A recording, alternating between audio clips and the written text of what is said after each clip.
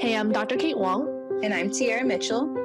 And you're listening to the Holistic Hope Podcast. We invite you to join us and our village in conversations rooted in wellness and health so that we may grow a community of generational healing through love. When she mentioned that she had so much stress happening literally from birth all the way through, and that it almost like ate away had all these different seeds of like, okay, this is not right, this is not right, this is not right. Because unless you had those seeds, you won't be at the end where she's at, saying no, like how powerful she was in regards to her birth, in regards to her, diagnoses, all these different things. If those things weren't in line of those seeds that she had that was going on with her, that she noticed, that no one helped her, that's kind of what shaped her into that, which I found so powerful. Yeah, especially how it started with pre-cancer in her esophagus, and thinking of how powerful of an empowerment speaker she is for women. And what I really loved how you just pointed out was not only was the beginning of her life centered around stress, which led up to those moments, but then what she described her mom went through, and carrying her. And Christine, pretty much, how I'm looking at it, she stopped that cycle of stress being passed along. And she even said, me and my children have good relationships, there's no craziness going on over here. We're all pretty healthy. And it's like that decision to walk in her power carry on to so many other aspects of her life. And now she's passing it on to other women who's also passing it on to their children. Yeah. That was awesome. Yeah, because it could have continued. It could have continued. Because the mainstream only has what they pinpoint out of control. Because when we're talking about labor, talking about birth, the reason why there's so many C-sections is they control what's going on. And it's, one of those things, it's a procedure to do for your job. And so to do that, you're literally doing what you need to do as a surgery, what they're trained to do. And so it's not saying it's bad or, anything like that, but that's what it's pushing more towards. But the thing is, people are waking up and realizing that, you don't need that, there's all these benefits of not having it. Where she talked about the birth canal, how it kind of does that. Literally the birth canal, I don't know if we mentioned in a different episode, but basically the birth canal, that contraction on the head that's interacting with the baby and the mom through that, it's like kind of saying, wake up, and it's happening, it's coming. It's kind of like putting this craniosacral kind of wake up call. It's like, this is happening, kind of they're moving. And then once I don't know if you ever felt it, but when basically the baby kind of comes out, it's almost like a pop. Yeah. Mm-hmm. Like that is like right, it's like that pop saying, okay, now everything starts. It's like that start button for the baby. And so a lot of times when you're literally doing the C-section, you don't have that, because you literally get cut. You someone else is coming into your womb where it's protected and nothing came in at all because it was the baby space. And so when someone comes in, cuts in, puts their hand in and opens it, that trauma or that foreign object is stressful as well. And then it's like, wait, what? What is this? What is this light? What is this happening? That's why a lot of times you see the baby not moving much, because they don't know what really went on, because just kind of got opened. And that's why they're saying they're starting to realize how more beneficial water births are, because of that transition. And when they come into the world, they're in the water, which is really similar to what they've been experiencing. They have mom wrapped, mom and dad are there, and then they're slowly getting pulled into this new space, and they immediately, they never lose that connection with mom as they're coming into this new environment. And I should probably research them so we can have them for these conversations. But I know I've read studies that have been showing how less stressful it is on the babies. And I think I told you about that Netflix show, think it's called Babies, Mm-hmm. where they study stress in children and what things that happen in the early months, even days of newborns. And they are seeing that when kids are supported in their what would be a stressful environment as a newborn, they grow up to be a lot healthier, Mm-hmm. like able to adapt to stress better and like with less health challenges and things like that. Yeah. So yeah, that was cool to hear her talk about too, because it's like another story to support that. Mm-hmm. Yeah, because like knowing that there's something that it's like a success story already from your mom, from like other people that you know you can work. Because like I keep mentioning this when I was little, when the whole parasite thing where I don't want to have kids, it's like because it's scary, and they make it on TV like it's this horrible thing that's happening. They're screaming and yelling, and it's like, you know, Yeah. you're like, oh my gosh, why do I ever want to go through that with my body? You know, who in the world wants that? Versus like, you know, what you see now on Instagram or on different things, like there's a video of pictures, photography of that birth, their breathing, you know, that face, and then once, you know, the baby comes out, like the mother and the baby connection, it's just like you can't describe it. It's like that connection, you can see it. Yeah. It's there. Yeah. It's beautiful. That's a real good point, because as a mom who's gone through that, there is something about that. Like I was saying when we were talking to Christine, when I was panicking because I didn't recognize that was the ring of fire, and the nurse told me, you know, and she said this is the ring of fire. You just one good push and you're gonna meet your baby.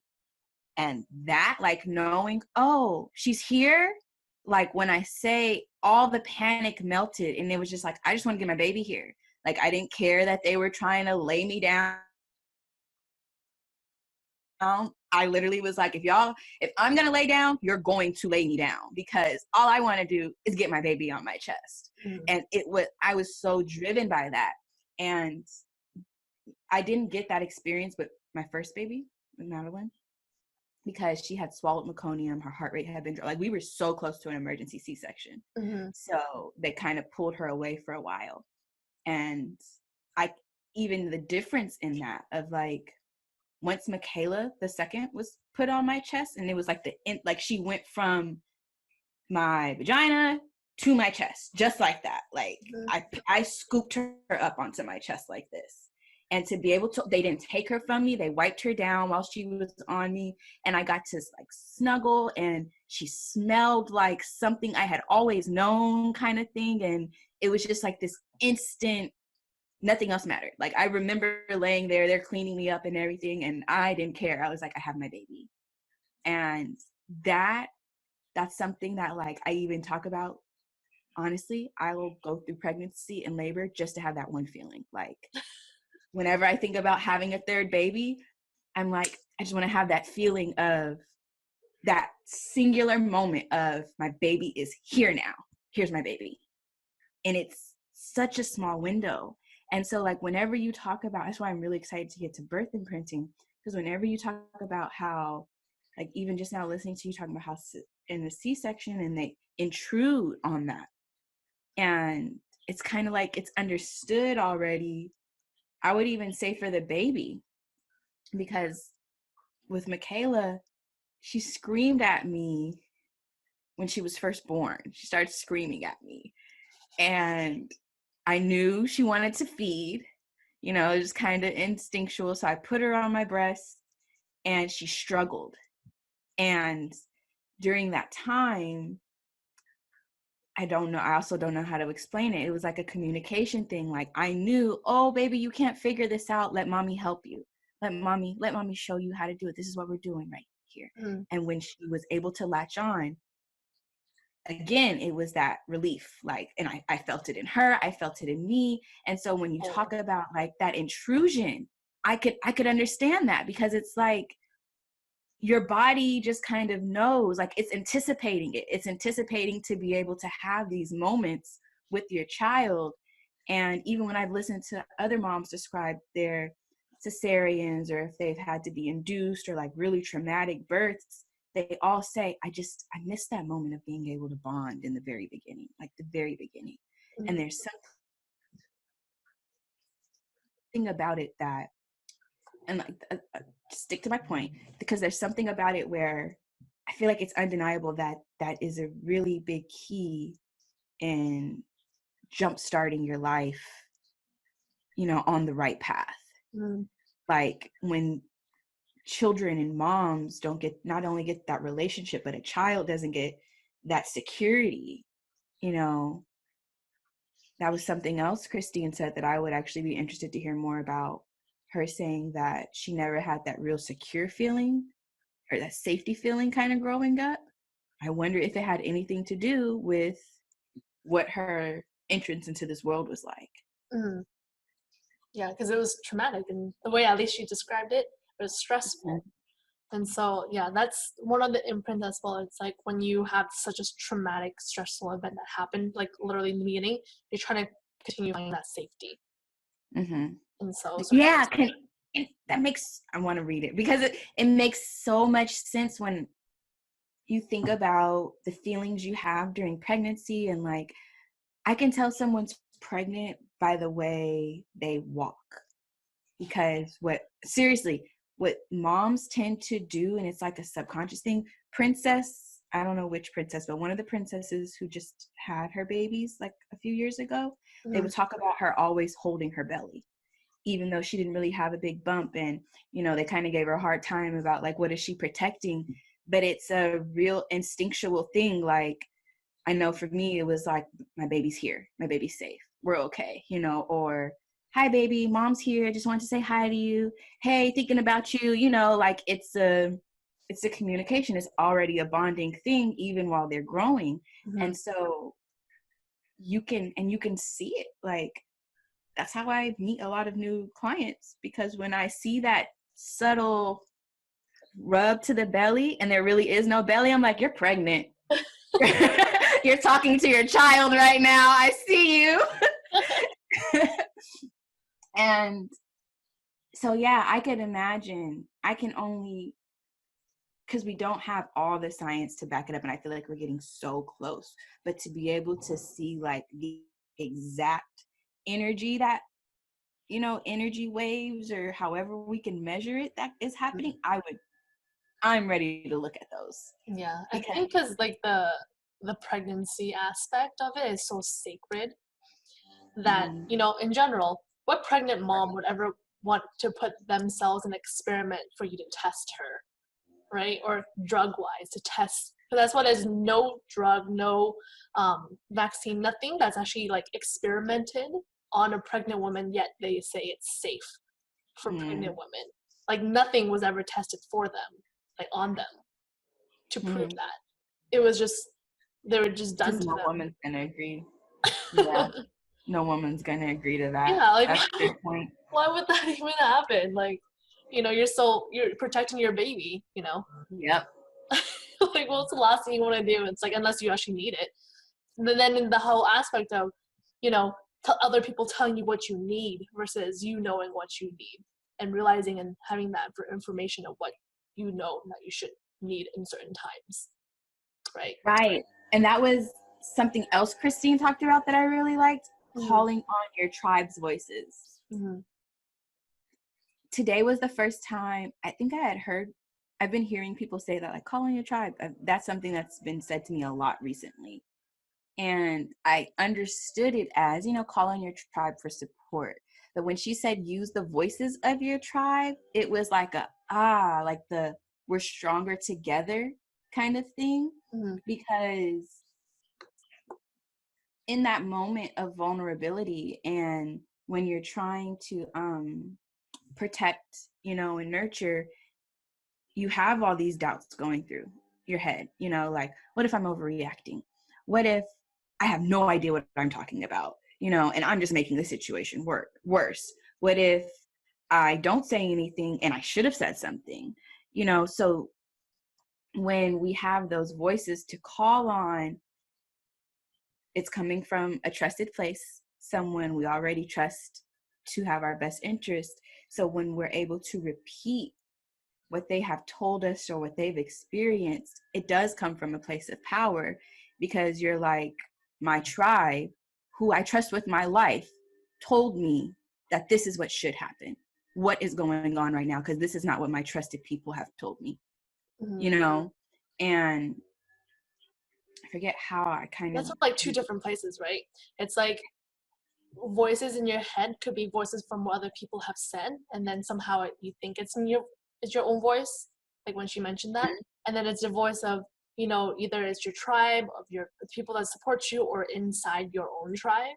It's like that's a voice of like security, that's a voice of love, that's a voice of making sure everything's okay, because you know, you never know, so you need to kind of double triple check, so you feel that safety. But the other side of like other people saying what's going on, they don't know what's going on in general, and then they have their fear. Like usually what other people say tends to be on the fear side of like, you know, is this really happening? Is this gonna happen? That's like the fear coming in. Is it gonna happen? It's like, you know, I don't think you can, therefore, you know, you should use this drug, use this, you know, whatever it is that you need. And so it's like two different spectrums of that. Yeah. And let me get my notes back, because there was something else she said, that intuition. Because you know the saying that your first thought is the one you should go with. I feel like that's kind of what she was saying in her interview, when she was saying moms, you know, especially as a new parent, it's hard to trust that intuition.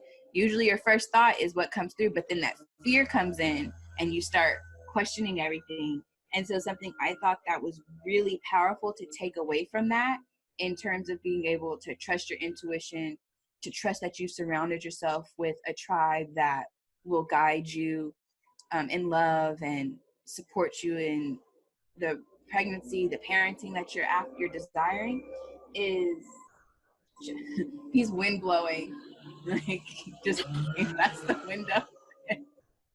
I'm sorry, he's so loud. But so trusting that, I think something she said that was so powerful about being able to trust that intuition, trust those voices, is making decisions that are supported in your wellness, that aren't aligned with fear of like trying to necessarily prevent anything, more so that are aligned with caring for yourself in the best way possible. You can only do your best. You shouldn't be worrying about preventing, because we don't really have control over that, you know. And so that was something I really loved about listening to her, was she had a theme of, as long as you're doing what feels like it's good for you, you're doing the right thing. Like, keep doing that until someone tells you otherwise, until you find out that no, there's actually a better way, you know. That as long as we're making these decisions not rooted in fear, not rooted in I have to get ahead of this before it gets ahead of me kind of thing, but just observing what's happening now and doing the best we can in that moment. Because it's like a skill. It's not something that you're like, oh yeah, you know, 10-year-old self, you're like, yeah, this is good for me, because who doesn't want this? You know, it's like a skill of, you know, growing, struggling through certain things, and then it's like, oh, so all the stuff that I've been through, yes, it didn't work, yes, it did work, and then it's that skill of like, it's not just the gut, it's like deeper than the gut, more like the sacral, like bottom, almost foundation of like this. Yeah. Right? It's like so much deeper than the gut feeling.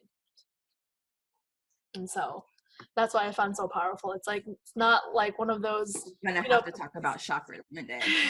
Yeah, we should actually you're going to this in a future podcast, and the chakra aspect to it. I would love that. I'm actually I'm getting my attunement soon. And so for Reiki, so part of it is I've been studying my chakras a lot. And my master says I'm ready for my attunement. So maybe when I start studying level 2, I'll be a lot more. I just want to be able to talk about it without stuttering. But yeah, because that how feeling. you said, right, how you said it's deeper than the gut and it's sacral. There's the sacral chakra. And the sacral chakra is in our reproductive organs. It's around our reproductive organs, and it's right above our root chakra, the first chakra, when your root chakra is pretty much everything survival. And then right next is the sacral, and then right above that is the solar plexus, which is like your confidence, your courage to do what your root chakra and your sacral chakra are telling you. This is what we need to do for our survival and well-being. That makes sense. But you have to have the courage. Get this, you have to have the courage to do it. Your heart chakra comes next, which is the love to be able to tap into that power so that you can express it with your voice and make it happen. Yeah, I think that's why her theme is so like compelling, because it just like, goes through so well. And yeah, I could have talked to her all day. You should hear her sing on Facebook. She's awesome. She approved me, so I will be spending some more time with her. That's for sure. What else? I do really want, I think I would have to look more into the Bradley method, but the 3 points, like if I were to only take away 3 really key points from this, it would be, you kind of already touched on it, being rooted in wellness, because she did talk about like your diet, your stress management, and then taking action on those things. You have to already be committed to doing what's best for you in order to take the action. You can do all the research, talk to everybody, even tune into yourself to get a feeling for what's right, but at some point you have to take action. And I do think that's a lot of place where I can speak from experience.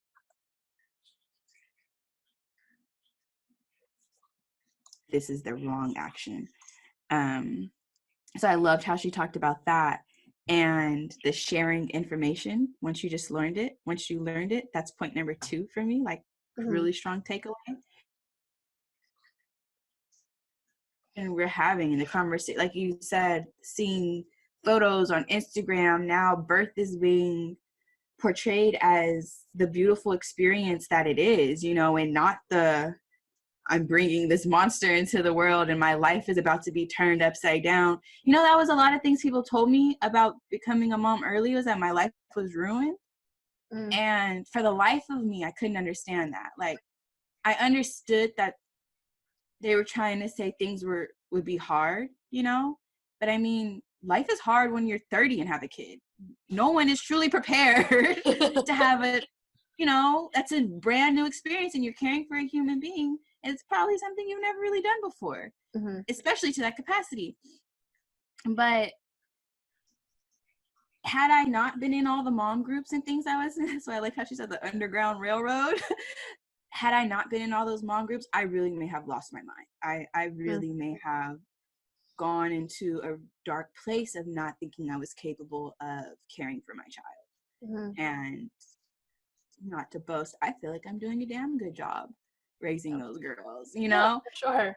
But I wouldn't have had that confidence without having people willing to share the information with me that I was able to get.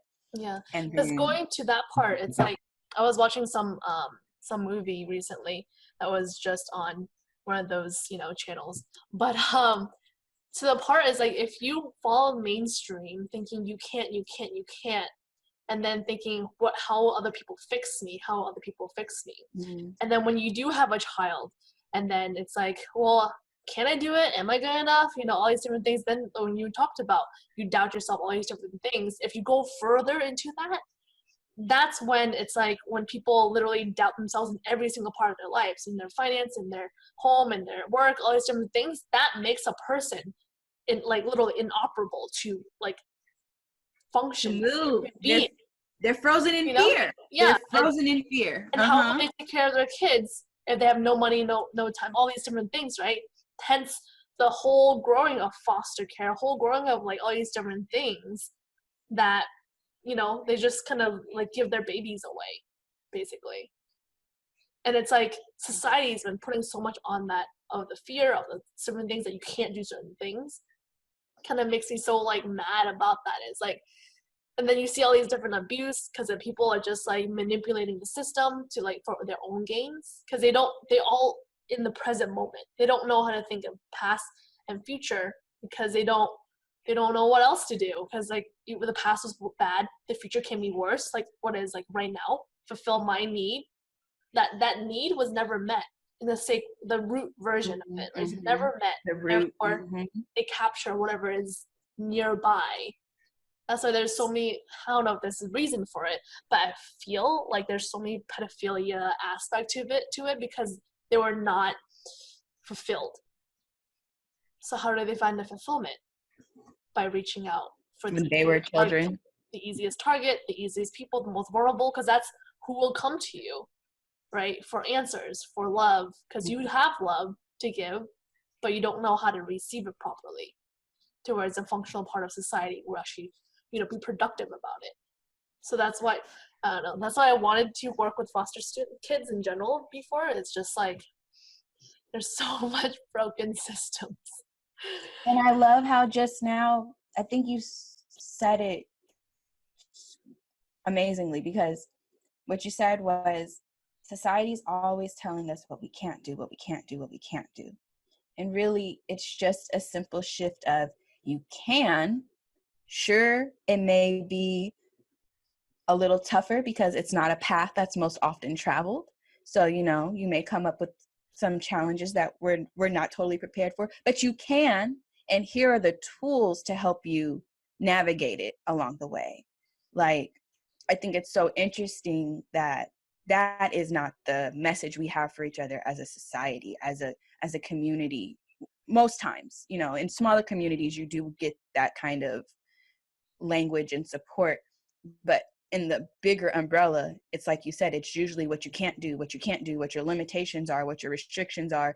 It's constantly giving the mindset of scarcity and inadequacy, when really we should be empowering each other for all the things we can do, and then to be that support and saying, what you can't do, I can help with. Yeah, and that's the base of like health, right? Whatever it is right now that we're recording, it's like all this stuff saying you can't go out, you can't like not wear a mask, you can't do this, thinking, okay, your body's not capable to do anything because you're a weak, feeble, like elderly person who can't, defend themselves because you're so weak, right? All these different things, or babies are in the aspect, you're so weak. But your body is capable. You just have to know that foundation, support it, what it needs, in order to do what it needs to do. And that was the last point I really loved about her. Her talking, she said a lot about how support is key, but she said you also need to go and get the education for yourself.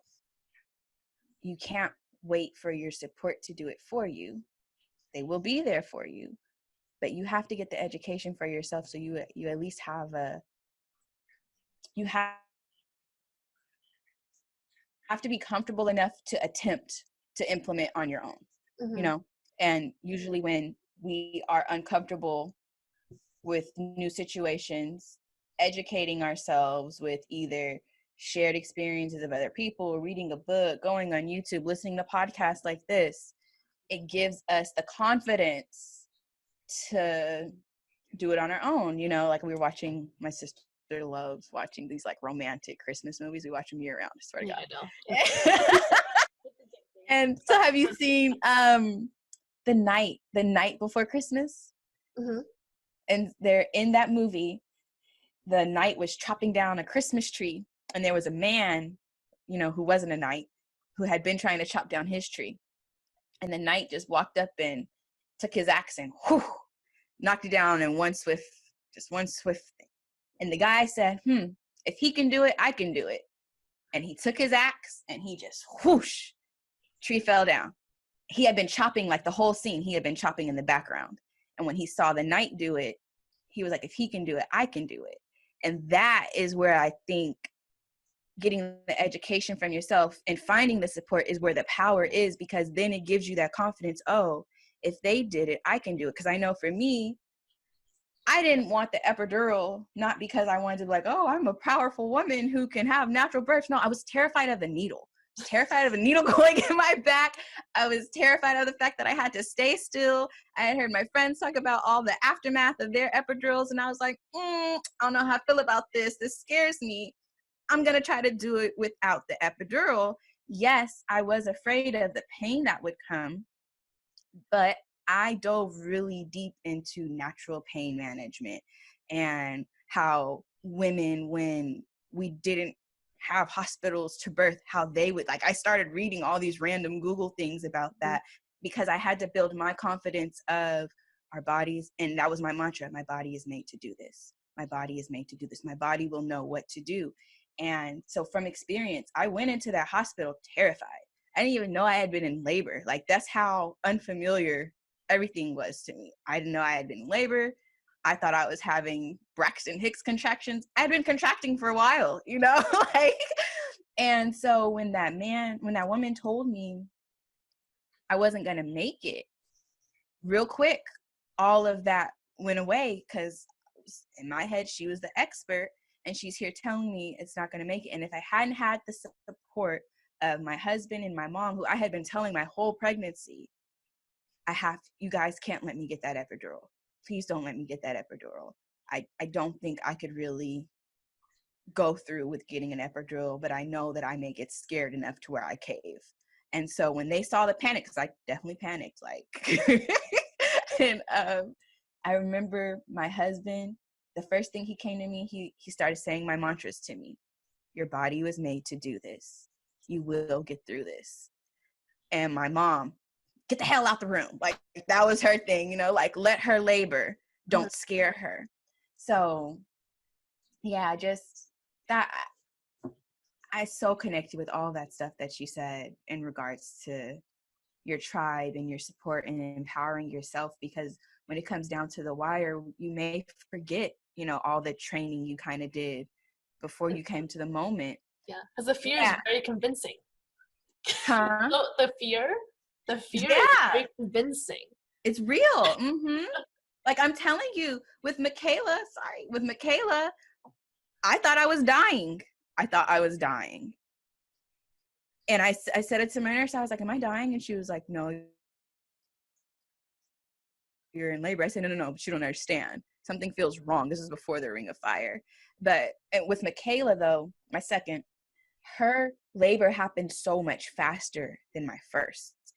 Because my first was sunny side up, it slowed everything down because she couldn't really go through the canal the way she should have.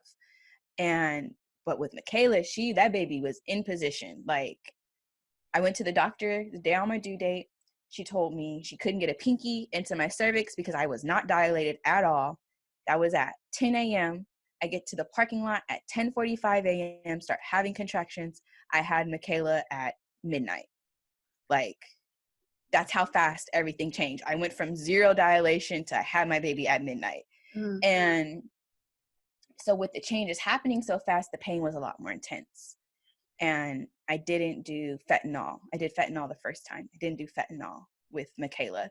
And that was more of a, what can my body handle? Like, I did want to see how far I could push the limits of my body. And so I did a lot of squatting through.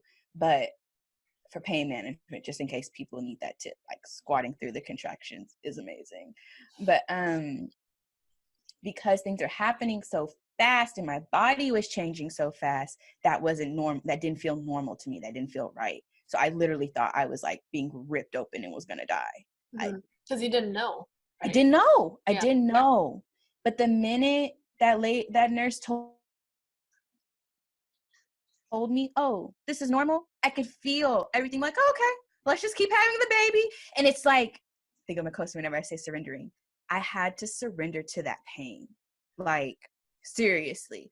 I remember telling myself both pregnancies, it's gonna hurt. It's gonna hurt anyway. Just let it hurt. You'll be okay. And just breathe. And when I did that, like, yeah, the contractions came, but like, I fell asleep with my first baby. And they were telling me, they showed me on my contraction chart, my contractions were going off the charts. And they had come up to me and asked me, are you sure you don't want an epidural? Because from looking at this, you should be in a lot of pain. They were like, you're not getting breaks in between your contractions. And when they compared it to like, because you can see all the other women who were in the labor room or that floor, yeah, compared to theirs, mine were like whoosh, whoosh, whoosh. They would get these long gaps of breaks. Mine was like barely a gap in between. But I told myself it's gonna hurt and I'll be okay. And I was fine. Mm-hmm. I was totally fine. Yeah. Imagine like all the other people that were on the floors. Like, it's gonna hurt and it's not okay. Like, exactly. That shift, that small shift. Because then you're resisting something that's inevitable. And again, like I keep thinking Makosi, you're just bringing yourself suffering because you cannot control that pain. Like people will tell you when they get an epidural, like, yeah, my body got numb, but I still felt everything that was happening. You know, like, I don't know if the epidural was really worth it, because it's even how you can explain what your cervix is doing, what your pelvis is doing, like, it's intense. That yeah, logically you should be in a lot of pain. Like, it should hurt. And so yeah, that's what I loved about talking to her, which you could tell she had the mindset of there's nothing to run from. We're going to embrace all of it and we're going to do the best we can in this moment. And I feel like that is the key, even when it comes to parenting. I have really difficult.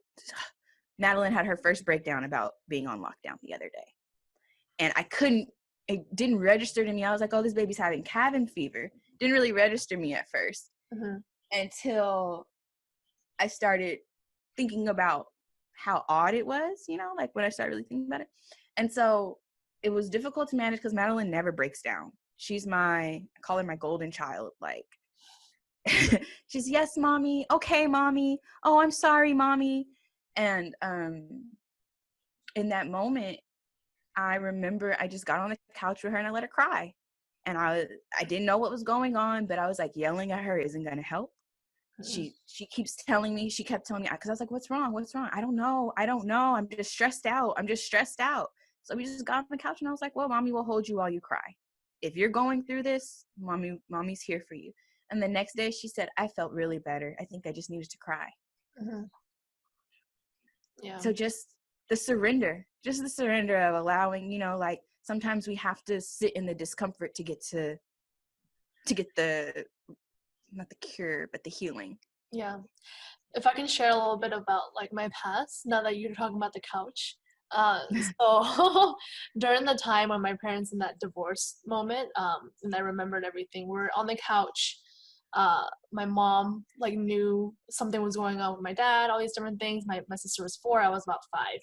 And then my mom was basically saying, like, I don't want you, I don't like, from kind of going back to that like moment, being in her shoes, she was really into, she does not want a divorce, she does not want to be alone, she does, you know, all these different things of what she did not want to do, versus, you know, I'm just putting myself in her shoes, I have no idea what she's thinking, obviously. But like that, she's in that resistance mode where she can really say anything to anyone, even a 5-year-old kid who's crying because I look like my dad at that moment, and like literally like, imprint when I was little. And she was projecting it onto me, basically saying, I don't want you.